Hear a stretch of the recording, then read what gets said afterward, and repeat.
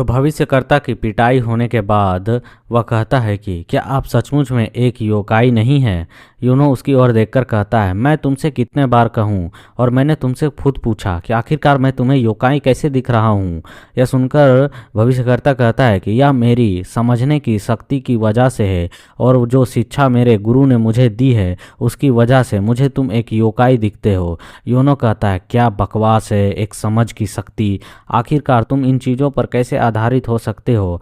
जो समझने की शक्ति होती है वह कई बार तो गलत भी होती है, और आधी सही तो आधी गलत होती है। तुम इन चीज़ों पर कैसे निर्भर हो सकते हो। यह सुनकर वह कहता है कि नहीं, यह बिल्कुल भी गलत नहीं हो सकती है, क्योंकि मेरी समझने की शक्ति कभी भी गलत नहीं होती है, जो सेंस करने की शक्ति है।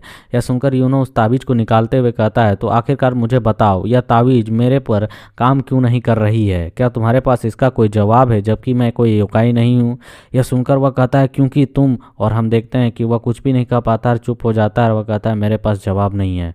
और फिर यूनो उस ताबीज़ को फेंक देता है, और भविष्यकर्ता कहता है, क्या आप सचमुच में योकाई नहीं है ना। यूनो उस ताबीज़ को फेंकते हुए कहता है, आखिरकार मैं तुम्हें कितनी बार, कैसे और किस तरीके से बताऊं। तो फिर वह भविष्यकर्ता अपनी पोटली को उठाते हुए कहता है, ठीक है, तो मैं समझ गया आप क्या कर रहे हैं। और वह जंप लगाते हुए कहता है कि मेरे जो असभ्य रूप को देखकर, मैंने मतलब कि आपके साथ जो व्यवहार किया गलत, उसके लिए मुझे माफ़ कर दें। और वह जंप लगाकर वहाँ से भाग रहा होता है, बट यूनो तभी उसके कॉलर को पकड़ लेता है और उसे वहीं पर टांग देता है और कहता है कि आखिरकार तुम्हारी हिम्मत कैसे हुई एक सम्मान व्यक्ति के साथ इस तरीके के व्यवहार करने के बाद भागने की। यह सुनकर वह कहता है, तो क्या तुम्हें क्या लगता है, क्या तुम मुझे यहाँ से नहीं जाने दोगे। आखिरकार तुम मुझे पकड़ क्यों रहे हो। यह सुनकर यूनो कहता है, फिर भी मुझे लगता है तुम डिवाइन स्पिरिट्स को पढ़ने जानते हो, है ना। यह सुनकर वह हैरान हो जाता है और कहता है कि आखिरकार तुम्हें कैसे पता है कि मैं डिवाइन स्पिरिट्स को पढ़ सकता हूँ या नहीं। यह सुनकर यूनो उसके पीछे की ओर फेंक देता है, और फेंकते हुए मुस्कुराकर वहाँ से आगे बढ़ते हुए कहता है कि यह मेरे सेंस की वजह से है, मतलब कि यह मेरी समझदारी है, मतलब कि मेरा जो सेंस महसूस हो रहा है कि तुम यह कर सकते हो। और वह उससे कहता है कि मुझे यहाँ पर यूनो के नाम से जाना जाता है, आखिरकार तुम्हारा नाम क्या है। और हम देखते हैं इधर इस भविष्यकर्ता को जो कि रो रहा होता है, और फिर शांत होता है, अपने माथे को कुछ सहलाते हुए कहता है कि मेरा नाम ली रंगीला है। और यूनो वहाँ से आगे की ओर बढ़ता है, कहता है, अच्छा नाम है, तो मिस्टर ली रंगीला मेरे पीछे आओ। यह सुनकर रंगीला चिल्लाते हुए कहता है, आखिरकार मैं तुम्हारा अनुसरण क्यों करूं, मैं तुम्हारे पीछे क्यों चल कर आऊँ। और यूनो उसकी ओर देखकर मुस्कुराते हुए कहता है, क्या तुम्हारी शरीर की एनर्जी अभी भी बची हुई है, क्या तुम्हें भूख नहीं लगी है, तुम्हारी ताकत खत्म नहीं हुई है। यह सुनकर रंगीला शांत हो जाता है, और फिर कहता है, हाँ क्यों नहीं। और फिर हमें यूनो के घर के गेट का सीन दिखाया जाता है, जिसे देखकर रंगीला कह रहा होता है, ये क्या, ये तो इस सिटी के लॉर्ड के हाउस का एंट्रेंस है। और यूनो आगे की ओर बढ़ रहा होता है। रंगीला कहता है, वह पहलवान कहाँ चल दिए, तुम मुझे किसी रेस्टोरेंट में या फिर रास्ते पे कहीं पर भी खिला सकते थे, तुम यह मुझे कहाँ ले जा रहे हो। और तभी हम देखते हैं कि यूनो के वहाँ गेट के पास का जो सर्वेंट खड़ा होता है कहता है कि आप आज पहले आ गए हैं यंग लॉर्ड, आइए जल्दी अंदर आइए। और फिर हम देखते हैं सुनकर रंगीला कहता है, क्या यंग लॉर्ड। और फिर यूनो कहता है कि क्या तुम मेरे पीछे नहीं आने वाले हो।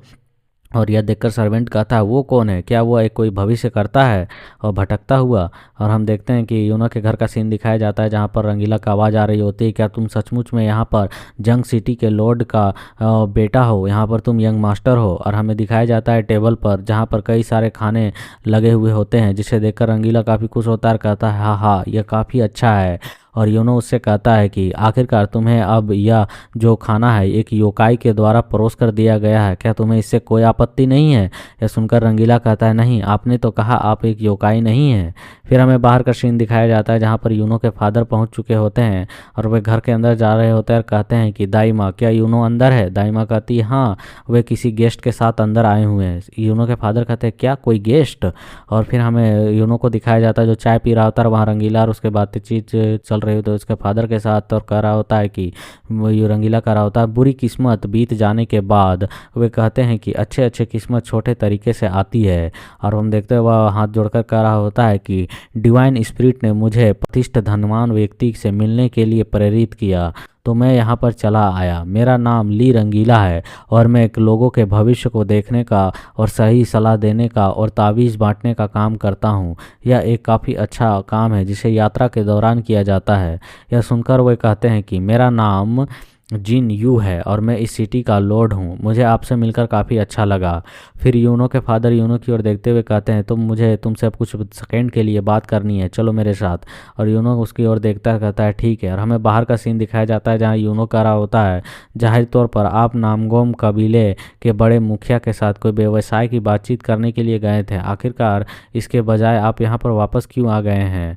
और फिर यूनो उनसे कहता है कि मुझे कुछ चीज़ों के बारे में गड़बड़ी लग रही है, आखिरकार मेरे वहाँ के मास्टर्स ने और क्या कहा, क्या आप उन चीज़ों के लिए बात किए हैं। यहाँ पर कुछ टीचर्स की बातें चल रही हैं, शायद पता नहीं क्या। और यूनो कह रहा होता क्या उन्होंने मुझे नकार दिया एक मार्शल आर्टिस्ट के तौर पर। और यूनो के फादर कह रहे थे हाँ कुछ ऐसा ही नहीं है, मतलब यहाँ पर इन लोगों की बातें कुछ क्लियर नहीं है। और हम देखते हैं इन लोगों की बातों को सुन सुनकर रंगीला देख रहा होता है, कहता है क्या वे सभी एक मार्शल आर्ट अलायंस के बारे में बात कर रहे हैं, क्या वो वहाँ के चीफ एल्डर हैं। और फिर हम देखते हैं यूनो के फादर कहते हैं मैं समझ गया हूँ, जब तक कुछ बड़ा नहीं है तब तक सब कुछ ठीक है।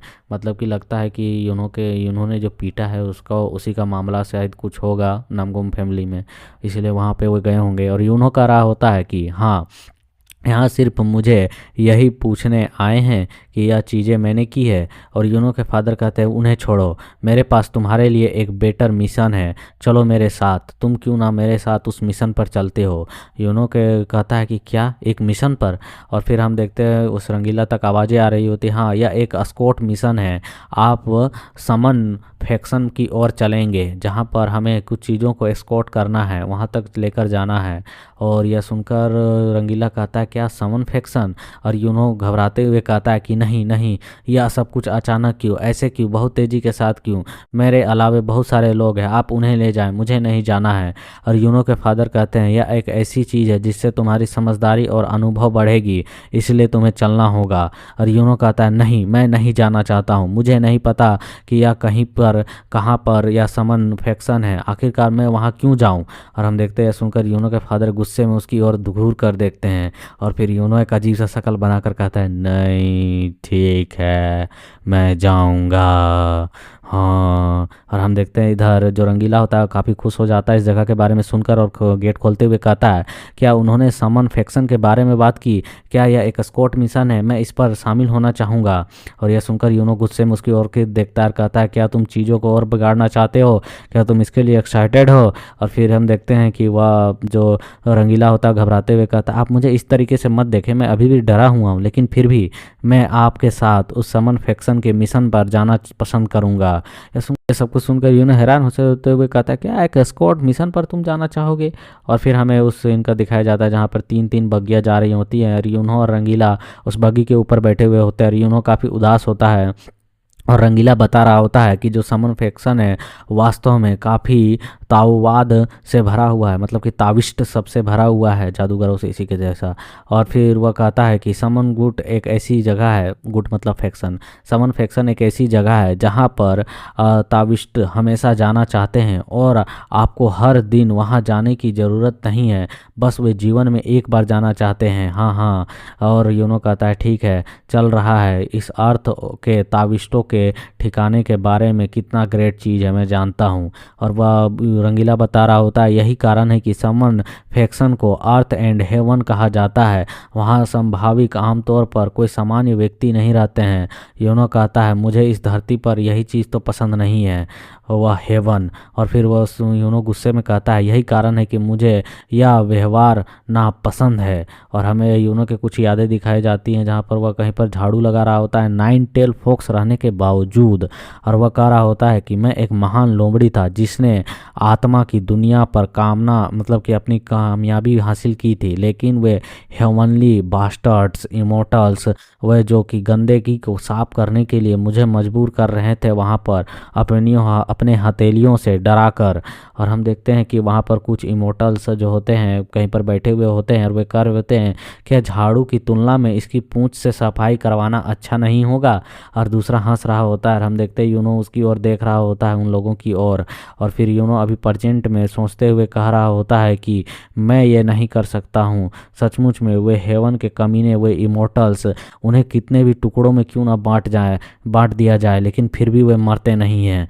और फिर गुस्से में अपना फेस को बना रहा होता है। और इधर हम देखते हैं कि जो रंगीला होता है वह काफ़ी खुश होता है और कहता है आखिरकार मैं समन गुड पास जा रहा हूँ, मतलब कि समन फैक्शन में जा रहा हूँ सचमुच में।